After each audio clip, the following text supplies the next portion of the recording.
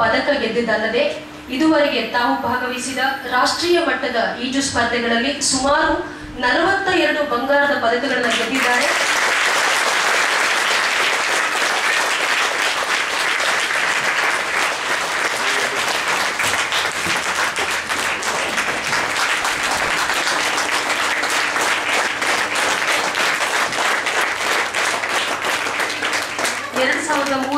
ಹಾಂಗ್ಕಾಂಗ್ನಲ್ಲಿ ನಡೆದಂತಹ ಅಂತಾರಾಷ್ಟ್ರೀಯ ಈಜು ಸ್ಪರ್ಧೆಯಲ್ಲೇ ಮೊದಲ ಬಾರಿ ಭಾರತವನ್ನು ಪ್ರತಿನಿಧಿಸಿದ ರಾಘವೇಂದ್ರ ಮೊದಲ ಅಂತಾರಾಷ್ಟ್ರೀಯ ಸ್ಪರ್ಧೆಯಲ್ಲೇ 3 ಬೆಳ್ಳಿ 3 ಕಂಚಿನ ಪದಕಗಳನ್ನು ಗಳಿಸಿ ನಮ್ಮ ದೇಶಕ್ಕೆ ಗೌರವ ತಂದಂತಹ ವ್ಯಕ್ತಿ.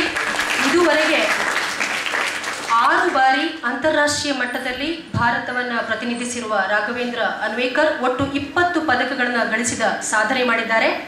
ಅಷ್ಟೇ ಅಲ್ಲ, ಅತ್ಯಂತ ಕಷ್ಟಕರವಾದ ಅತಿ ದೂರ ಕ್ರಮಿಸುವ ಈಜು ಸ್ಪರ್ಧೆಯಲ್ಲಿ ಅರಬ್ಬಿ ಸಮುದ್ರದ 38 ಕಿಲೋಮೀಟರ್ ದೂರವನ್ನು 5 ಗಂಟೆ 56 ನಿಮಿಷದಲ್ಲಿ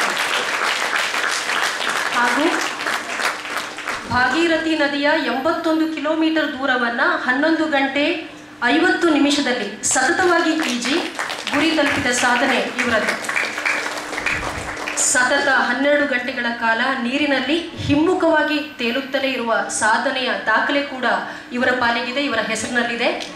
ತಮ್ಮ ದೈಹಿಕ ದೌರ್ಬಲ್ಯವನ್ನು ಮೀರಿ ನಿಂತು ಎಂಥವರಿಗೂ ಪ್ರೇರಣೆಯಾಗಬಲ್ಲಂತಹ ಈ ತ್ರಿವಿಕ್ರಮ ಈಜುಪಟು ದಿಟ್ಟ ಸಾಧಕನಿಗೆ ನಮ್ಮ ಗೌರವ ಸಮರ್ಪಣೆಯಾಗುತ್ತೆ.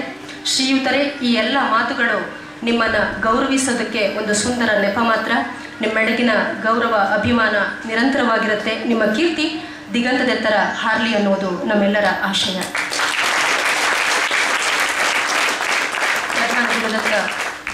ಡಾಕ್ಟರ್ ಪ್ರಧಾನ್ ಗುರುದತ್ತ ಅಧ್ಯಕ್ಷರು ಕುವೆಂಪು ಭಾಷಾ ಭಾರತಿ ಹಾಗೂ ಗಣ್ಯರೆಲ್ಲರೂ ಇವರನ್ನು ಸನ್ಮಾನಿಸಬೇಕಾಗಿ ಕೇಳ್ಕೊಳ್ತಾ ಇದ್ದೇವೆ.